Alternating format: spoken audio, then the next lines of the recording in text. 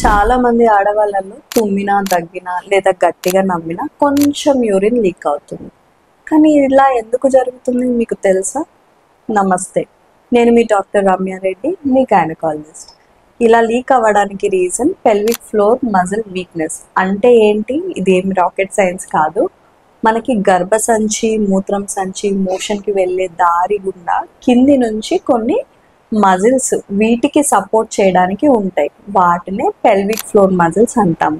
ఇవి వీక్ అయినప్పుడు ఇలాంటి ప్రాబ్లం స్టార్ట్ అవుతుంది. కానీ అసలు ఇది వీక్ ఎందుకు అవుతుంది?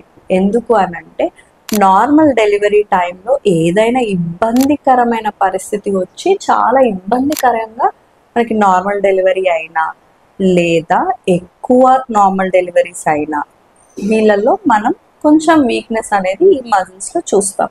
ఇది కాకుండా దీర్ఘకాలికంగా ఊపిరితిత్తుల ఇబ్బంది ఉంటుంది కదా, వాళ్ళకి చాలా దగ్గు ఉంటుంది, నెలల తరబడి దగ్గు ఉంటుంది. ఇలాంటి వాళ్ళలో కూడా ఈ మజిల్స్ అనేవి వీక్గా ఉంటాయి. ఇది కూడా కాకుండా కాన్స్టిపేషన్ అంటే మలబద్ధకం, మోషన్కి వెళ్ళడానికి ఇబ్బంది ఉంటుంది కదా, వాళ్ళకు కూడా ఈ ప్రాబ్లం చూడొచ్చు మనం.